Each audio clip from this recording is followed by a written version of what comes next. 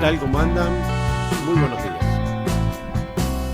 Sábado 8 de marzo, en una Buenos Aires lluviosa. Por suerte el temporal acá fue no tan importante como en otras regiones.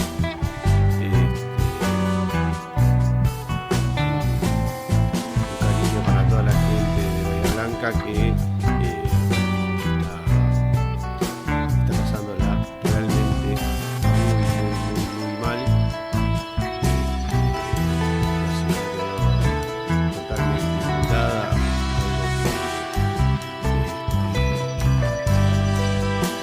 yo me acuerdo hace un tiempo hubo un hecho similar, así un viento norte que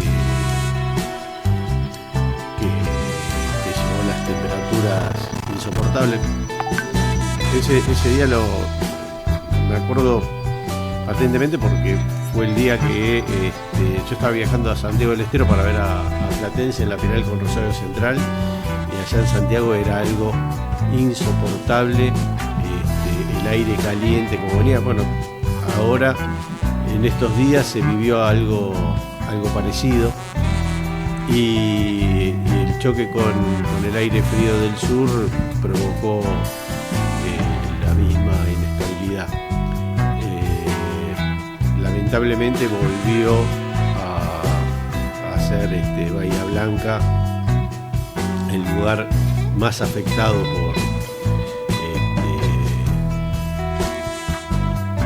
por este choque de aire caliente y frío. En ese momento había sido toda la provincia de Buenos Aires, sur de Santa Fe, que habían sufrido bastante también. Esta vez fue, por suerte, para el resto de las áreas fue menor, pero lo que hizo en Bahía Blanca fue terrible. Y esperemos que esta vez el gobierno sí acompañe y ayude a la gente de Bahía Blanca, que lo va a necesitar. Por lo pronto fue la ministra, de Seguridad y algún otro ministro, el gobernador, por supuesto, que está acompañando, y la provincia de Buenos Aires ya declaró la emergencia y va a ir la ayuda que pueda dar. Pero sería bueno que el gobierno nacional también se haga presente con ayuda efectiva.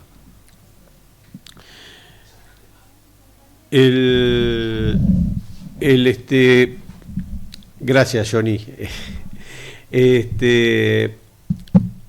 Yendo a la parte internacional, fue una semana, todas estas semanas van a ser bastante complicadas porque el mundo está muy complicado. Yo le vengo pegando duro al presidente de Francia. Creo que aparentemente podría mis dichos sobre él podrían quedar mal, porque yo lo llamé 2 veces, en 2 programas lo llamé idiota, y tengo que rectificarme de alguna manera, porque me quedé corto. Es muy idiota en todas sus declaraciones.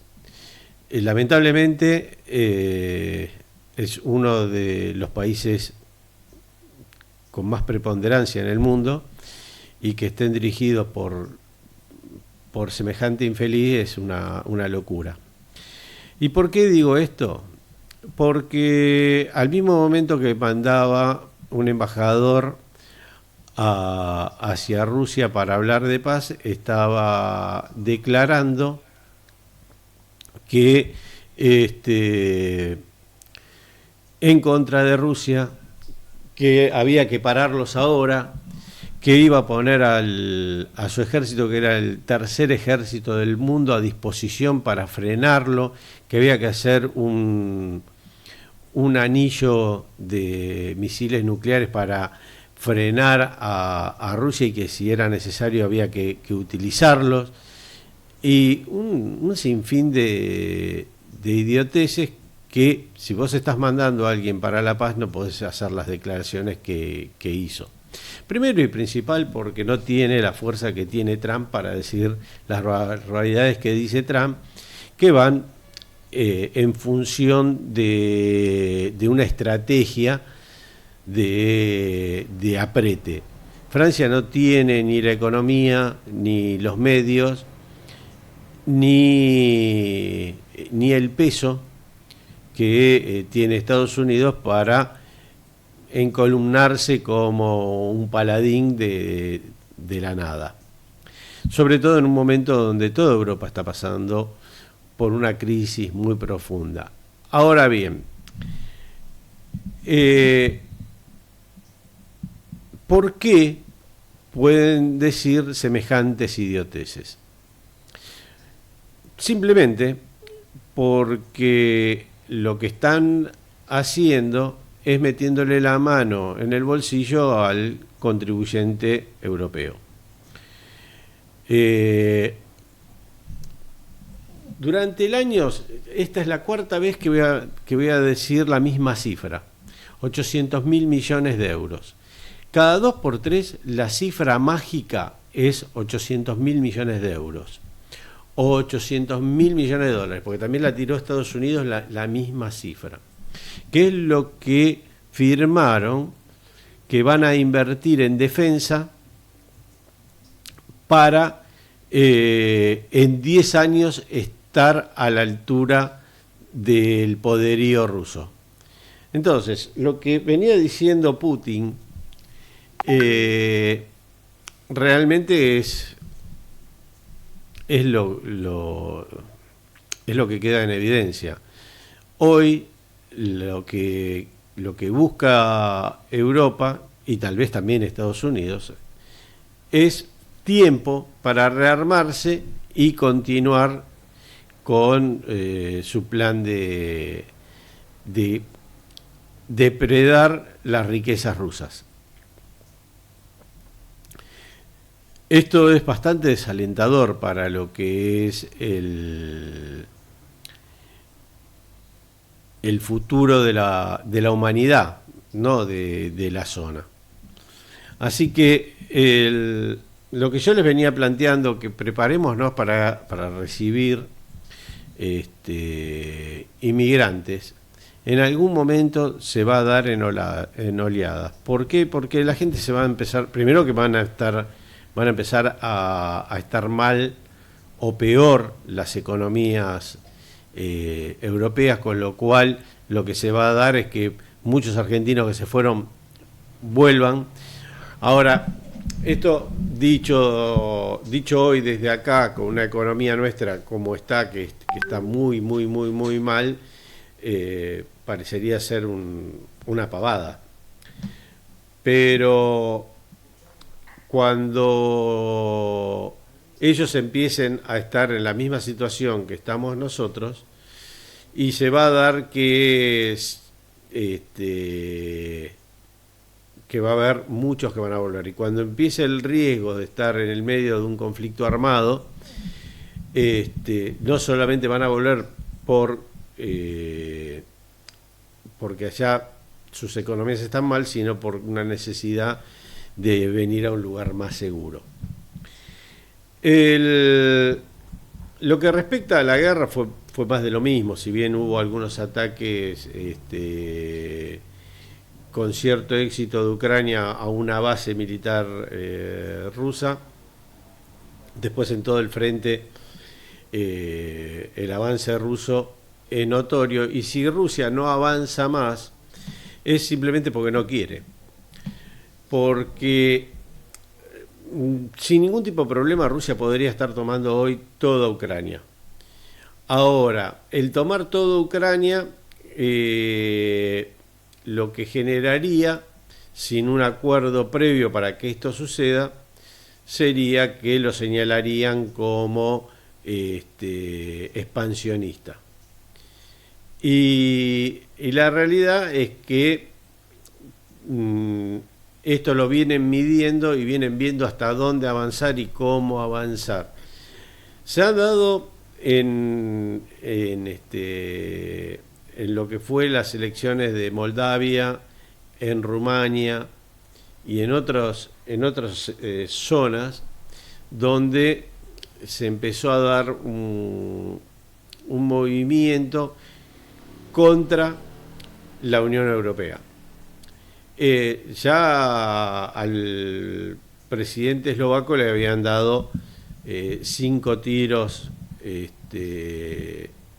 la panza porque porque había sacado los pies del plato, ¿no? En contra de la hegemonía europea. Bueno, ahora acusan a Rusia de manipular y hacer fraude en estas elecciones, con lo cual las pararon. Y la realidad es que la gente se está cansando de ser manipulada y se está dando cuenta de por dónde viene toda la real problemática. Porque los ven cómo se pelean en el Congreso de la Unión Europea, cómo los presidentes de los distintos países tratan de defender sus propios intereses, y porque no pueden agarrar y aumentar, como quieren que se aumente, el porcentaje de dinero destinado a las defensas, que en sí es todo dinero que termina en un embudo yendo a Estados Unidos. ¿Por qué? Porque Estados Unidos, si bien se sale de la guerra, es el que está impulsando este juego de rearme, porque básicamente el productor de armamentos son ellos. Así que bueno, en ese sentido fue bastante complicado. Después lo otro que se dio que prendió muchas alarmas fueron las declaraciones del canciller chino, que planteó que China está preparada y decidida a ir a cualquier tipo de guerra. Fue importante porque lo repitió varias veces, y están hablando de que la guerra puede pasar de comercial a otro tipo de guerra, y diciendo que China está preparada para eso. No es un tema menor, es un tema muy, muy, muy preocupante, y tiene que ver con lo anteriormente dicho del futuro europeo y cómo se ve. Por otro lado, Rusia desconfía de todo este tipo de acuerdos que propone Estados Unidos, porque lo ve claramente como una tomadora de tiempo para el rearme es una palabra muy inocente, ¿no? Voy a hablar de sinceridad. Acá esta gente, estos poderes no tienen sinceridad. Actúan en función de sus intereses y de prepararse para quedar mejor parados en determinados momentos. Bueno, paralelamente, y esto voy a pegarlo un poco con lo nuestro, esta guerra comercial que empezó Estados Unidos, que le está trayendo bastante problemas por el abastecimiento de mercaderías, porque, por ejemplo, están apretando a los proveedores para que, en vez de absorber el comprador ese aumento que generan esta imposición de aranceles, quieren que lo absorba el fabricante. Bueno, el 25% no lo puede absorber ningún fabricante. Esto es lo que se está viendo. Con lo cual hay todo un tema donde muchas empresas chinas han planteado de bajar hasta un 2%, 3%. No alcanza para que Estados Unidos no empiece a desabastecerse.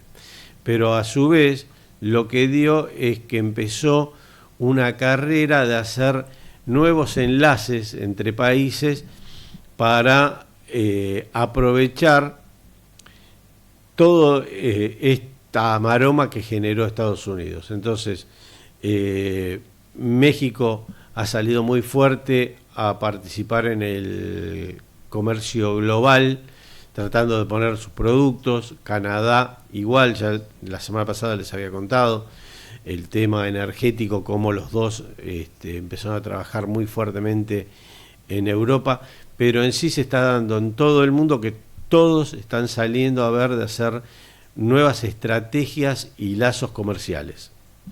Y esto lo engancho con nosotros.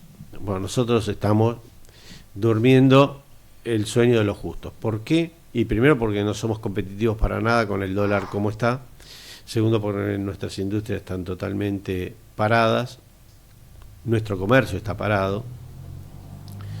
Y nuestro país está en una situación muy, muy, muy, muy complicada. Cuando sale el ministro de Economía a dar explicaciones, y la explicación que da es que, y esto es palabras textuales de él, no mías, que no iba a explicar los motivos por el cual no había problemas, porque eran muy complicados, muy aburridos. Entonces, que la cosa estaba bien y que no había que dar mayor explicación. Bueno, si eso es, salís a dar la explicación diciendo que es aburrido explicarlo, que es técnico, que es aburrido, bueno, la realidad es que no es un buen declarante. No vamos a decir que no es creíble, porque yo creo que nadie le compraría un auto usado al ministro de Economía, como tampoco hoy nadie le compraría al presidente un auto usado.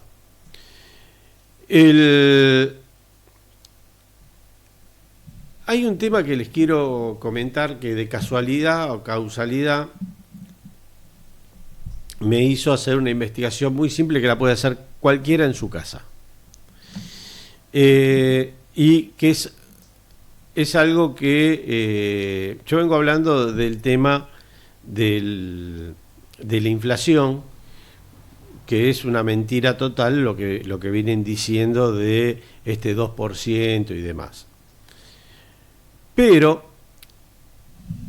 increíblemente, yo me miro siempre en el espejo cuando me levanto, me veo con cara de boludo, pero les voy a dar un dato, no soy el único. Todos ustedes también tienen cara de boludos, por lo menos así los ven, y se los voy a demostrar muy fácilmente.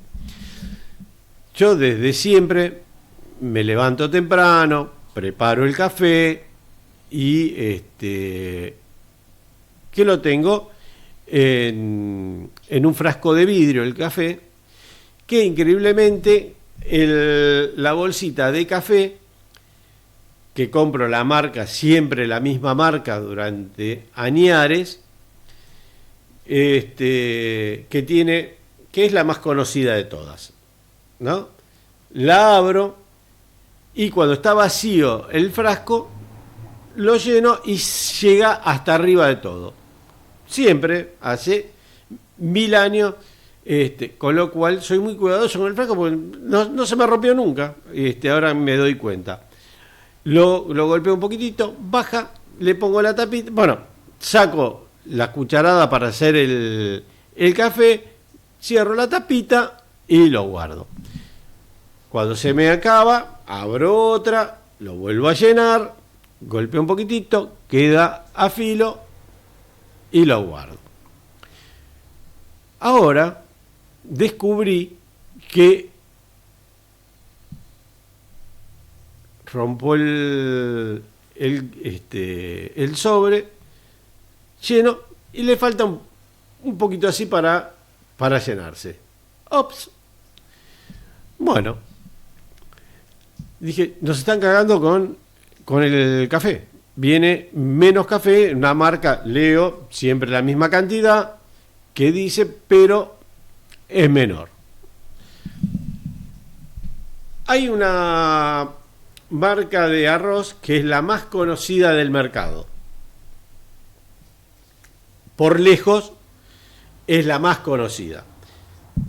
Su caja dice 1 kilo de arroz. Bueno, agarré y dije, lo pesé con caja y todo. Y resulta que el kilo hoy son 890 gramos. Entonces, 890 con caja y todo, no el arroz. Con caja y todo, está bien, la caja no debe pesar demasiado, pero con caja y todo, 890. ¿Cuánto dice 1 kilo? Dije, a ver, yo en la alacena soy medio gordito y goloso, ¿no? Y me gustan las pepas. Agarro yo sabía que me había quedado atrás una bolsa de pepas de hace 45 días, más o menos. Pero había comprado una nueva. Agarré y las pesé y también vi diferencia. Me dije, pero a ver ¿cuál es la diferencia? Las abrí, como también van a otro frasco de vidrio, donde siempre con una bolsa, menos las 3 que me clavo cuando la abro, no se llena ni de casualidad. Dije, voy a poner las dos, pero voy a contar cuántas hay. Bueno, la diferencia entre la bolsa de 45 días y la de ahora son 5 pepas. No le voy a decir en gramos, se voy a decir en pepas. 5 pepas. En sí, ¿a qué voy con esto? Que nos están cagando en el peso, no solamente en la inflación, sino que eso también es parte de la inflación. ¿Y saben una cosa? Que hace un tiempo lo que habían desarmado, defensa del consumidor. Andá a reclamarle a tu hermana. Bueno, háganlo en casa. Fíjense con distintos elementos de consumo diario a ver si no los están cagando. ¿Saben qué? Van a decir, uy, nos están cagando en el peso. Entonces, cuando vos agarrás y decís la inflación, que es una mentira, el 2%, porque es una mentira, aparte, hacé el cálculo de cuánto te están tomando entre un 10, 12%, 13% en el producto. Entonces, lamento informarles que nos están tomando de boludos, porque la inflación es mucho más del 2%. Hay una que no la ves porque te mienten y hay otra que no la ves porque no estamos midiendo todo. Y les digo, esto lo hice por el café, porque no hay forma de no me hubiese dado cuenta de otra manera. Pero el café hace 30 años, 40 años que hago lo mismo, y el frasco hará 20 años que tengo el mismo frasco. Y siempre a tope. Bueno, háganlo, entren a ver cómo los están durmiendo. Esto, muchachos, cuando sacaron la defensa del consumidor, por algo era. Ustedes, yo siempre les digo, las cosas no son de casualidad, son de causalidad. Había una causa y la causa es tan sencilla como es eso. Este, ¿Qué tal, Ariel? Qué grande, qué lujo verte nuevamente. Buenas, ¿cómo andás? ¿Qué Bien, tal, bien. Raúl? ¿Cómo andan todos? Bueno, espera que ya termino Sí, y que estoy ansioso por escucharte. Eh, seguí tranquilo, dale. Aprovecho que llegaste para mandarle un beso a todas las mujeres hoy en su día. Así es. Este, hay mujeres que hoy hay que saludarlas. ¿Y por qué? Porque nuevamente están mancillando sus derechos acá en nuestro país. Por suerte la tienen a Lemoyle que las defiende, ¿no? Hoy escuché unas declaraciones de ella muy atinadas, ¿no? Que, que no la voy a repetir porque no se le puede dar lugar a semejante ignorante. Claro. Pero bueno, Sí, pero así cuanto a más se las mujeres, repite, sí, Ariel, no, digo, cuanto más se repite, se replica algo y le da más entidad cuando no la debería tener. no, totalmente.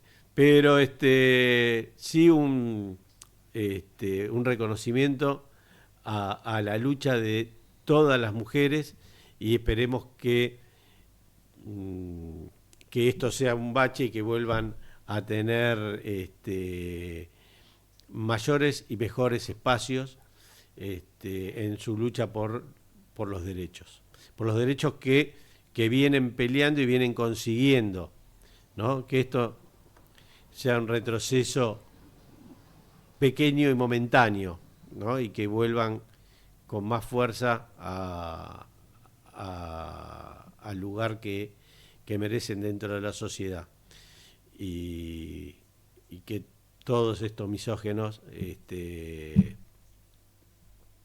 queden como, bueno, o que crezcan y aprendan a valorar a todas las personas.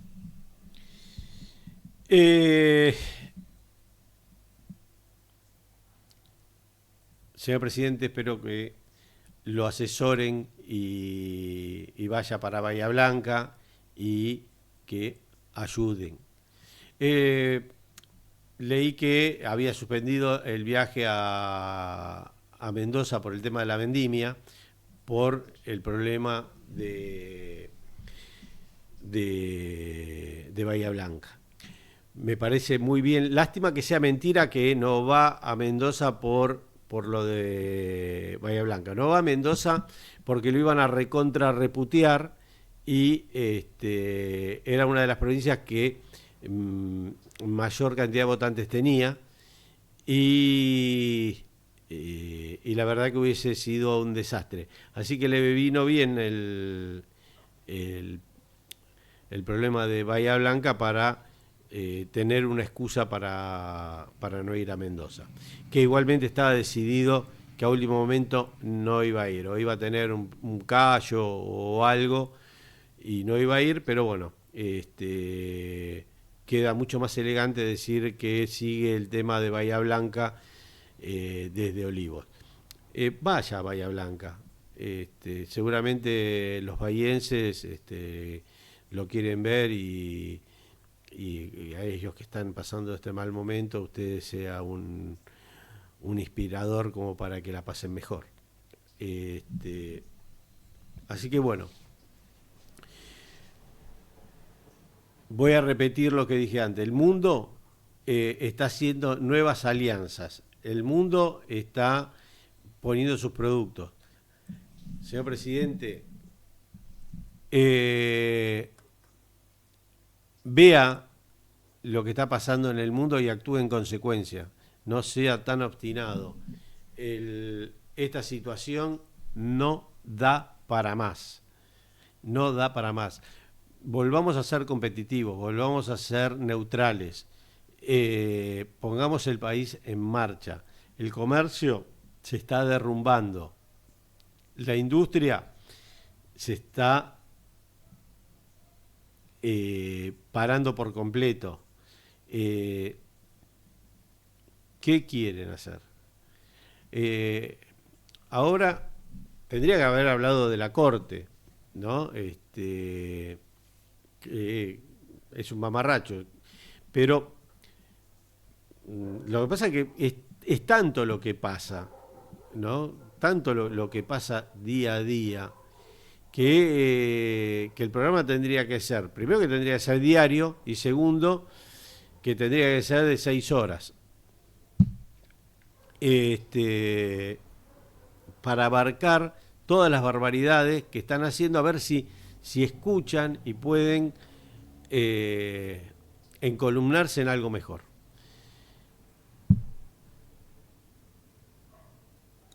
Prefiero que Ariel nos ilustre con algo positivo, como hacernos, por lo menos por un rato, pasar un buen momento escuchando alguna buena historia. Ariel, todo tuyo. Raúl, ¿cómo andas? Bueno, mira, traje hoy una historia. Nosotros estamos acostumbrados a tener ídolos, ¿no? Muchos ídolos que provienen del deporte, ni hay que hablar de, bueno, Messi, Maradona, etcétera, ¿no? Pero ¿cuál fue el primer ídolo popular? O sea, la idea fue rastrear un poco el origen del primer ídolo popular. El primer ídolo popular proviene del deporte y es justamente un boxeador, Justo Suárez. De él vamos a hablar hoy, el famoso Torito de Mataderos. Un hombre que en 4 años hizo toda su carrera. En 4 años llegó a la cúspide, llegó a lo máximo, y así de rápido como ascendió, después vino su derrumbe, su debacle. Pero vamos a ver un poquito cómo se dio toda esta historia y por qué llegar a ser tan conocido, tan famoso en su momento, y que de pronto ahora las nuevas generaciones no lo conocen tanto, ¿no? Te digo, me mataste, porque cuando arrancaste yo pensé en dos, ¿no? O sea, primero pensé en Jorge Newbery. Bueno. Y después, cuando dijiste boxeo, pensé en Firpo. Bueno. Pero ninguno, a ver, Jorge Newbery, que nosotros le dedicamos un programa, sí, hizo una parte de boxeo, pero no se dedicó al boxeo, y él fue conocido, pero era más de la elite, digamos, ¿no? Él pertenecía a la elite, a la Argentina, digamos, que tiraba manteca al techo, pero no tuvo el arrastre popular de las clases bajas, en ningún momento. No así Justo Suárez. Y también Miguel Ángel Firpo fue el primero, ahora también voy a nombrarlo, porque Firpo lo que hace es permitir que el boxeo sea legal en Argentina, porque antes era ilegal. Te voy a dar un dato. Y lo da a conocer y es, te voy a dar un dato digamos, te voy a dar un dato de Firpo. La pelea de Firpo contra Dempsey fue el 14 de septiembre de 1923, ¿no? Que es el Día del Boxeador. ¿Por qué lo sé? Pues es el día que nació mi madre. Ay, mira vos. Qué lindo dato, qué pintoresco. Bueno, lo que tiene, digamos, de novedoso la imagen de Justo Suárez es que comenzó a ser un ídolo popular de masas. Y él nació en una familia muy pobre, en Mataderos, en el año 1909. Tal es así, viste que nosotros hablamos del proletariado, ¿no? La importancia que tenía el prole, de los hijos, para poder llevar comida a casa, porque cuanto más hijos tenían, más podían trabajar y un poco más se podía abastecer. Bueno, esta familia, la de Suárez, tuvo 25 hijos. Ah, era una coneja la madre. Bueno, por lo que estuve viendo fueron 2 madres, ¿eh? No una sola, pero entre ambas con el mismo padre, obviamente, 25 hijos, o sea, tenía 24 hermanos. Él nace en un barrio muy bajo, en lo que era Mataderos, y de chiquito comienza a trabajar, tiene trabajos que era canillita, se cortó recién, ¿no? No No, se no, cortó. no, dale. Era canillita, fue lustrabotas, pero centralmente trabajó de lo que llamaba mucanguero. Mucanguero era aquel que levantaba la mucanga, que es la grasa la grasa liviana que cae en las canaletas cuando matan a los animales y empiezan a hacer la limpieza, va por las canaletas y esa grasa tapa, entonces había que sacarla. Le pagaban 10 mangos por balde. Entonces, levantar todo eso, hacer esa limpieza de esa grasa para que no se pudra, para utilizarla después en jabones y otras cosas, bueno, era su tarea de chico. Después de adolescente llegó incluso a levantar reses para frigoríficos y demás. Tuvo así como rebusca vida, pero no tenía futuro, como la mayoría de la gente que nace en condiciones tan humildes que no tienen forma de progresar. Salvo que apareció el boxeo en su vida. Él ya de chico peleaba, dicen que tenía en su calle de Guaminí, ahí en Mataderos, que tenía un ring en el fondo de la casa, pero sí se sabe que él iba y entretenía gente ya desde pasados los 10 años, peleando, y se ganaba unos mangos peleando en reuniones y en cosas así. Ya era un pegador nato de chico. Ahora bien, te decía, él practicó este boxeo, y el boxeo en Buenos Aires estaba prohibido y estaba, lo que había era mucho boxeo ilegal. ¿Por qué? Porque corrían las apuestas. Entonces, si él entra dentro de este camino de pelear por plata, porque era una manera de ganarse la vida. A los 14 años lo prueban. Y es ahí, a partir de los 14, que él entra como amateur. Pero ¿por qué digo que el boxeo lo salva? Porque cuando entra como amateur, comienza ya a funcionar esto de que el boxeo empieza a ser cada vez popular, más legal. Se lo habilita a partir, ¿sabes qué? Justamente de la pelea de Firpo. Firpo parte para Estados Unidos con la idea de abrirse camino en el boxeo y llega a pelear por el campeonato mundial en esta famosa pelea en 1923. Bueno, ese combate de Jack Dempsey con Luis Firpo tiene tal repercusión acá en Buenos Aires y tanta gente se hizo tan famosa esta situación que hace que el boxeo se generalice y se legalice. Entonces ahí él puede empezar su carrera legal, digamos, ¿no? Ya eso en 1924, entonces él debuta como amateur, ya cuando el boxeo era legal, tenía 15 años, y va a pelear en la calle Florida. Había ahí en principio un ring que era clandestino cuando lo prueban, en la calle Florida, y comienza a pelear durante 4 años, comienza a tuvo 48 peleas en 4 años, como amateur, pero se empieza a hacer conocido porque la mayoría la ganó por nocaut. Las 48 peleas no perdió ninguna, ganó todas las peleas, no perdió una sola de las 48.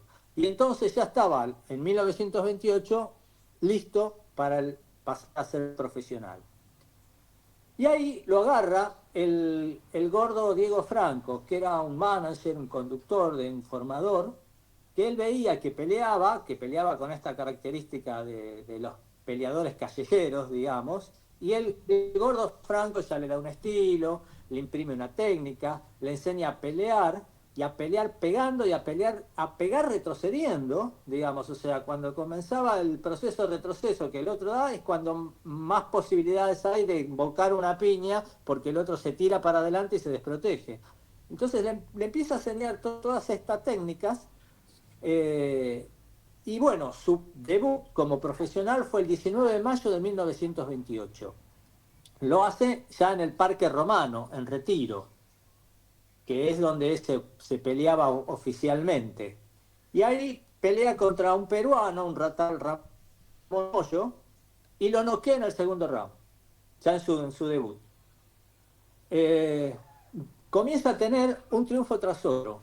En un año tiene 11 peleas, tiene 8 peleas con 8 triunfos.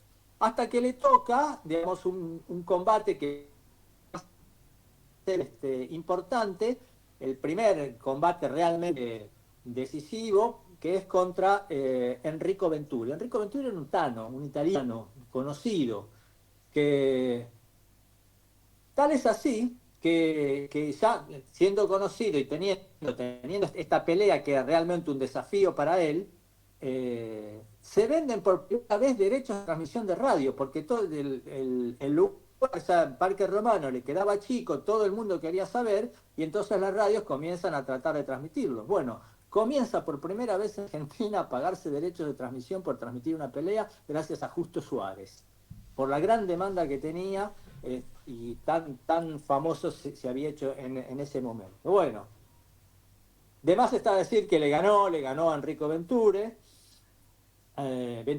y la próxima pelea, ya como había quedado chico ahí en Retiro, donde el Parque Romano, ¿sabes dónde fue? No. En Libertador y Tagle. En Libertador y Tagle estaba la vieja cancha de River. De River. Bueno, bien. Hace la cancha, ahí en la cancha de River, hacen el ring, y su primera pelea lleva 40.000 personas. Dice que fue una invasión de gente de Mataderos. Todo Mataderos se trasladó prácticamente ahí a Recoleta, Libertador y Tagle, la vieja cancha de River, donde tuvo su pelea contra Luis Rayo. Luis Rayo era un español que era el campeón europeo liviano que vino a pelear con él. Bueno, a Luis Rayo le gana nuevamente y pasa ahí, ya pasa a ser ídolo. 40.000 personas la llenó él solo en el estadio. Comienza a hacer una demanda impresionante de entradas, de fama, comienza a aparecer en todos los diarios.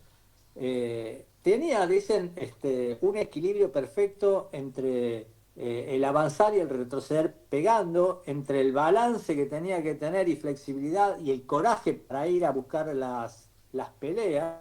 Era un tipo muy corajudo, la buscaba siempre, y con esa técnica que le dio el gordo Franco, mirá, llegó a ser a tal punto famoso que en su primer año, en 1928 empezó, en 1929 ya había sacado 500.000 pesos, medio millón de pesos de ganancia, que parece que era una fortuna. Una fortuna. Bueno, y ahí, en 1930, es cuando él tiene que decidir. En su primer año, con todo esto, pasan dos hechos trascendentales en su vida, que lo van a marcar posteriormente, ¿no? Uno tiene que ver con que se casa con su novia, Pilar Bravo. Pilar Bravo era una telefonista que cuando él era cadete, la había conocido, una chica muy linda, que él se enamora rápidamente, y bueno, decide casarse con esa novia, con Pilar Bravo.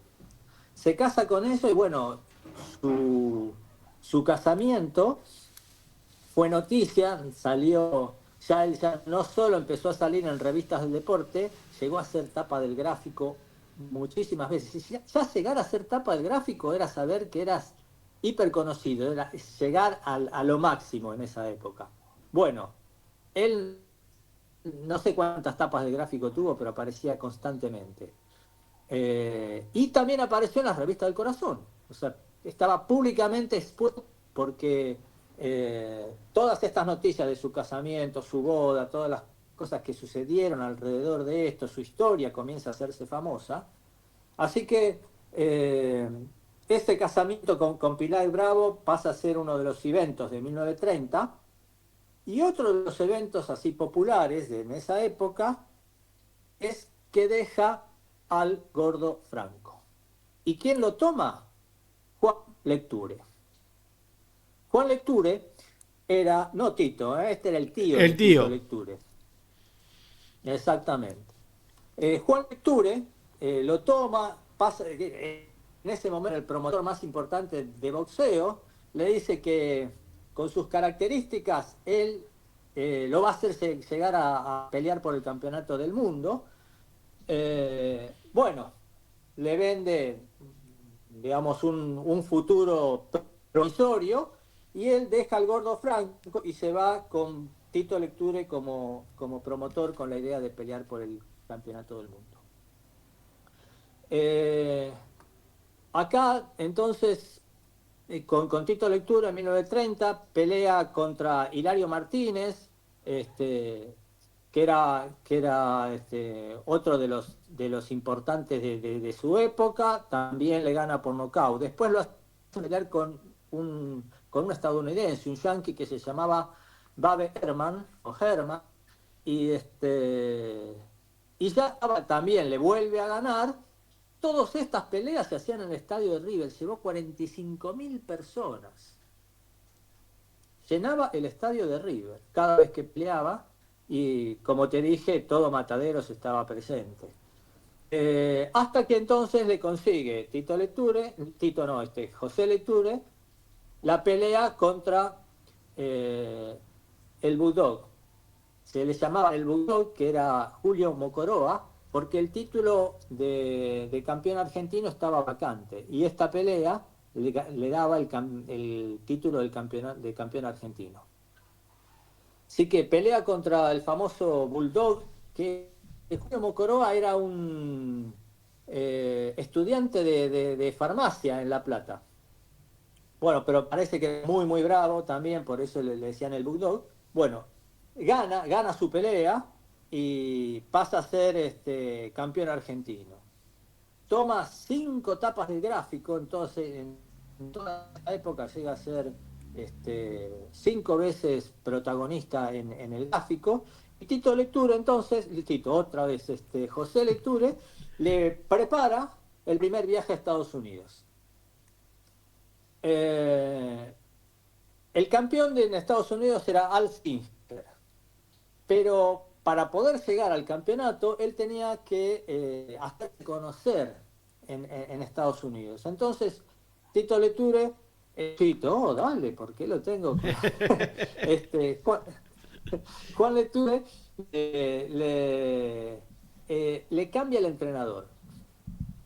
Y esto también es otro dato, porque pasa a ser entrenador de él un tal Enrique Sobral. Enrique Sobral era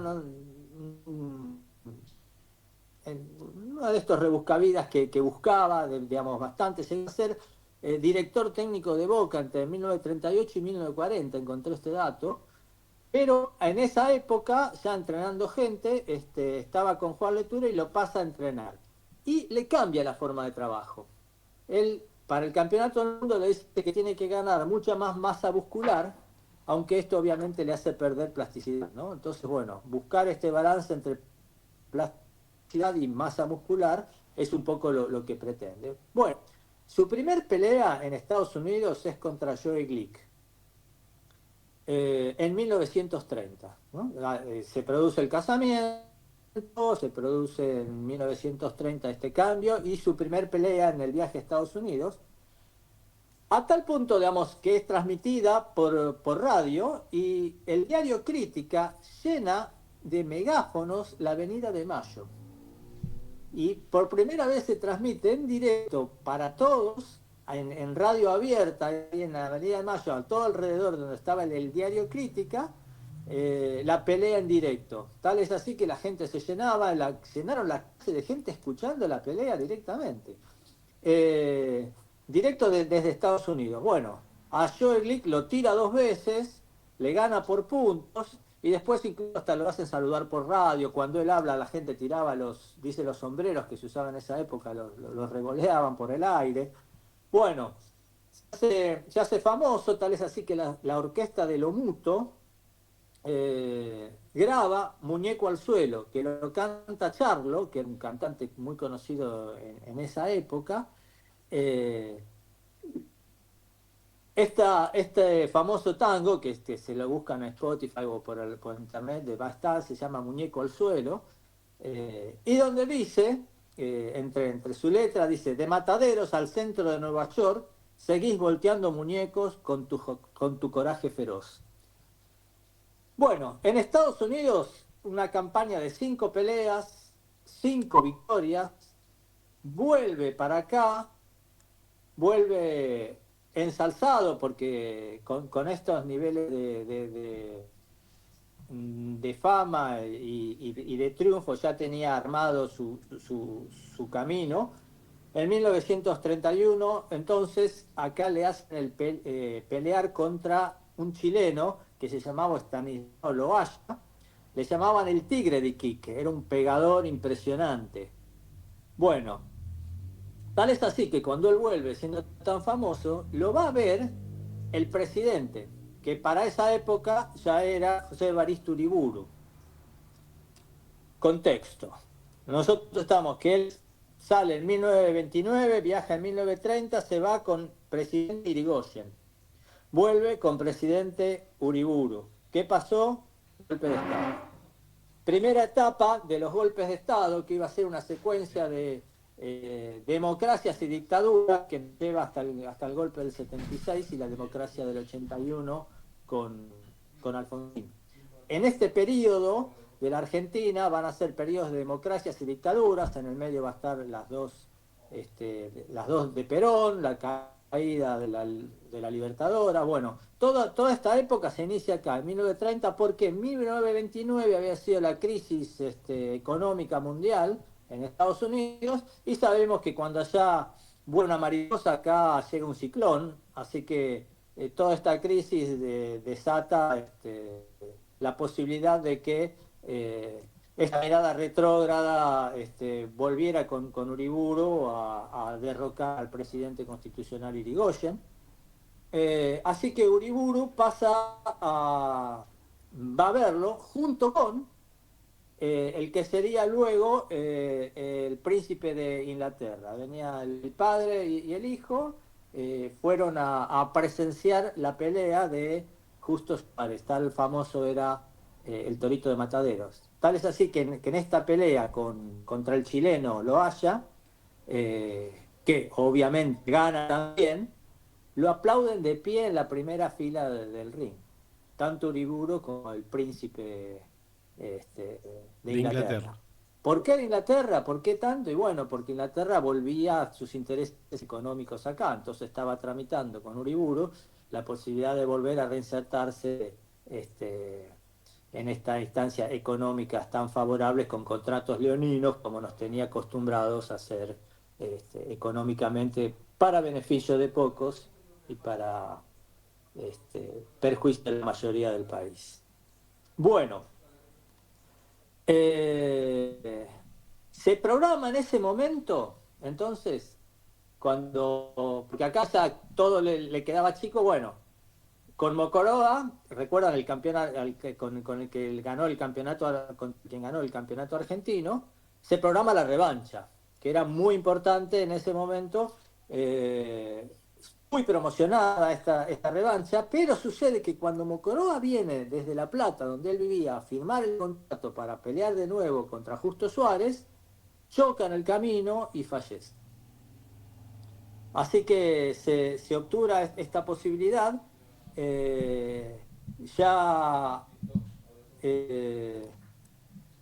Tengo un dato que me estaba salteando, que también me pareció interesante por el coraje que tenía Justo Suárez. Cuando él pelea contra Loaya, ¿viste? El chileno. El Tigre de Iquique, se levanta esa mañana y tiene un forúnculo en un testículo. Estaba con un dolor que no iba a poder pelear. Estaba vendida absolutamente todo y era lo venía el presidente, estaba todo armado. Y el tipo dice, bueno, llamen un médico y que me lo extirpen ya.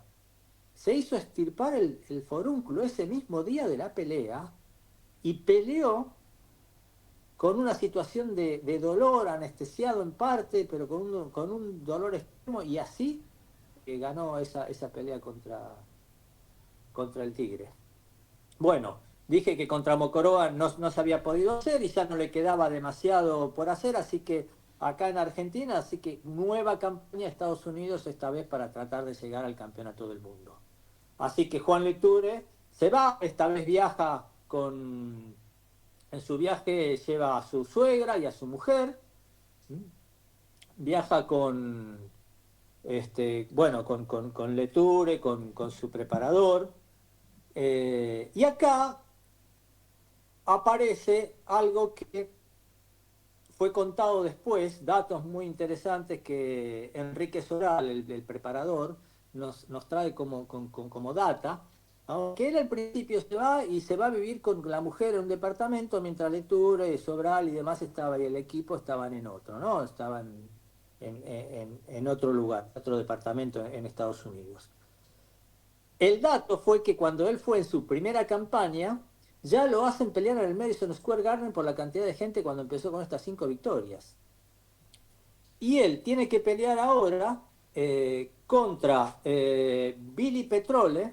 Billy Petrole era la pelea previa obligada al campeonato por el mundo. Era una especie de probador, digamos, ¿no? Tenías que vencer a Petrole para llegar a pelear con el campeón del mundo.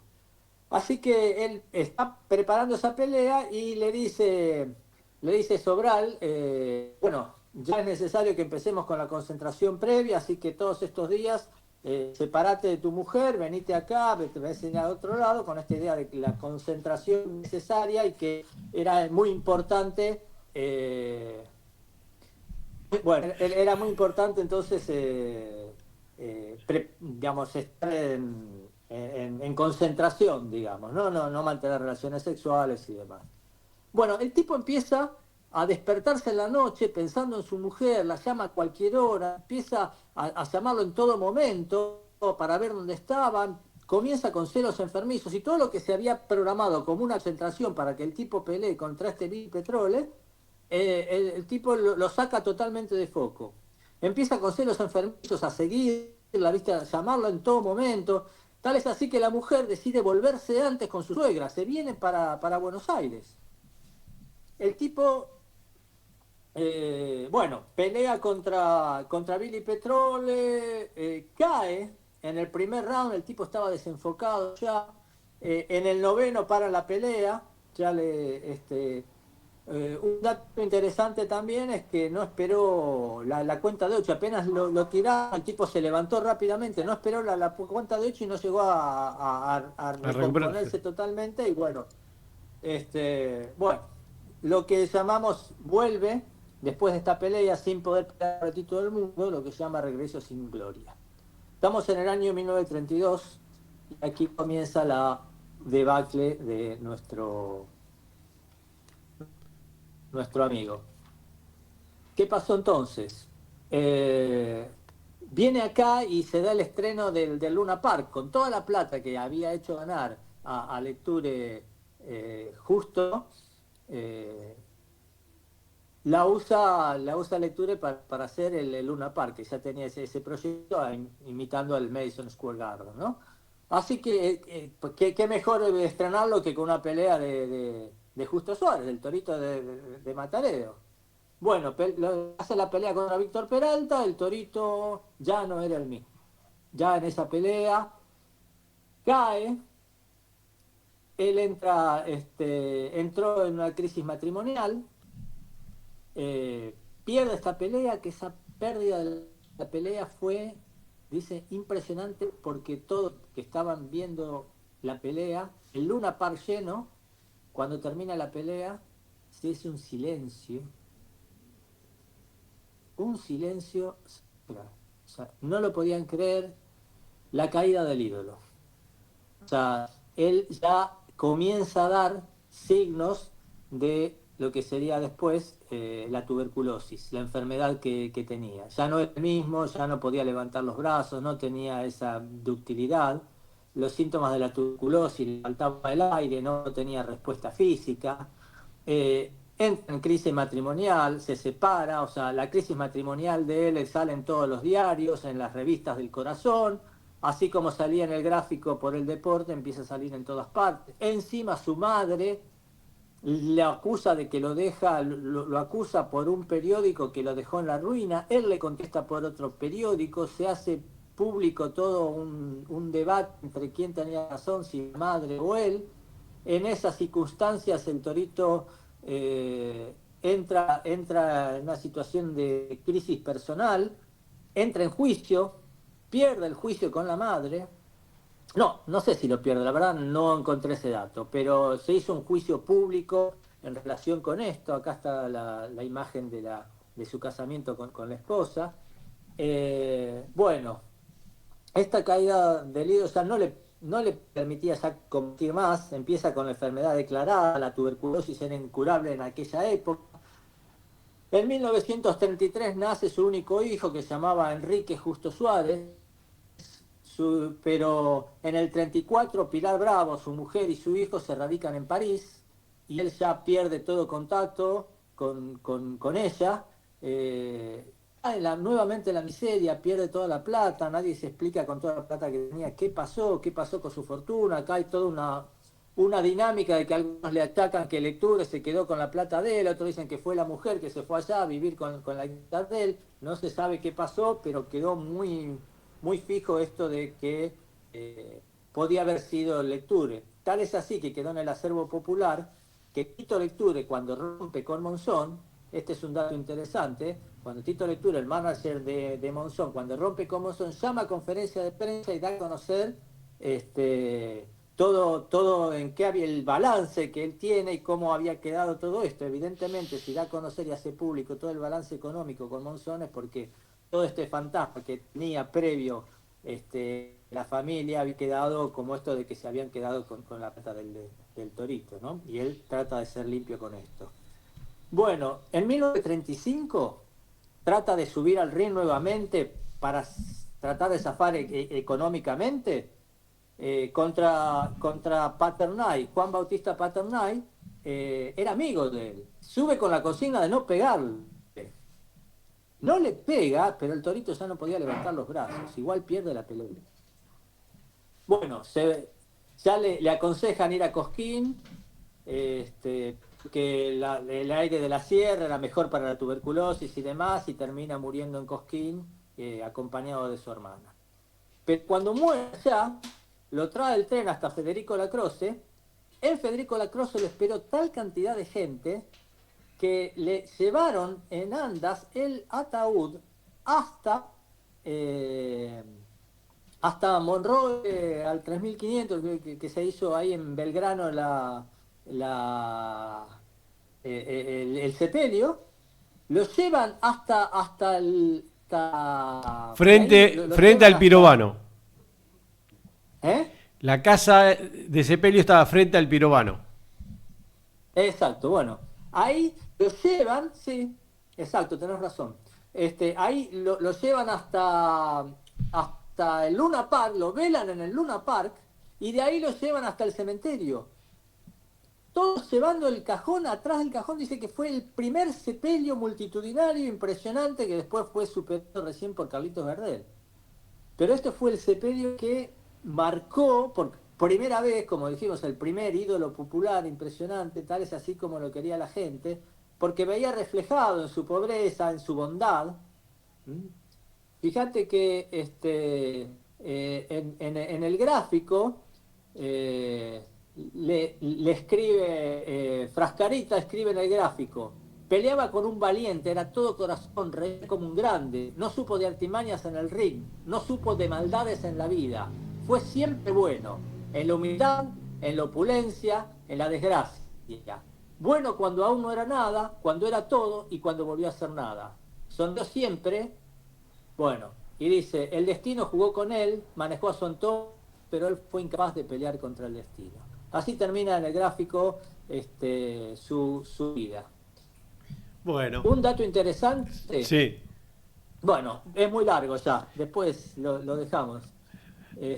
Hay muchos datos después de cómo fue reconocido por incluso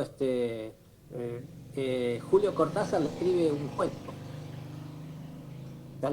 Julio Cortázar le escribe un cuento al Torino, digamos que está en Final de Juego, uno de sus libros. También le canta una canción Los Pericos, aparte del tango que hicieron. Bueno, nada, hay un montón de data sobre él. Ah, Osterheld. Osterheld hace una historieta. Osterheld que le dedicamos, viste, que le dedicamos Sí, a la Eternauta, el le Eternauta. dedicamos un programa entero. Bueno, creo el Indio Suárez, inspirado en Justo Suárez, este boxeador humilde. Bueno, o sea, se hace una película con él, digamos, hay un montón de homenajes post-mortem, más allá de las estatuas y las calles y todo Mataderos está con él, ¿no? Y Enrique Suárez, que fue su hijo cuando regresa al país, él se había muerto, lo ayuda Luis Ángel Firpo, justamente que hablábamos de él, bueno, lo ayuda, lo hace entrar en una concesionaria de automóviles a trabajar. Aprende de tal modo que después él tiene su propia concesionaria frente al Monumental de Núñez, la concesionaria de automóviles es del hijo de Suárez, y bueno, se hace de plata, como sabemos, por una concesionaria muy importante de autos importados. Bueno, dejemos aquí. Negri, espectacular. Gracias por tu investigación y por hacernos pasar un buen momento. Les mando un abrazo y Gracias a nos vemos la todos. semana que viene. Nos vemos en la próxima. Abrazo grande. Chao, chao.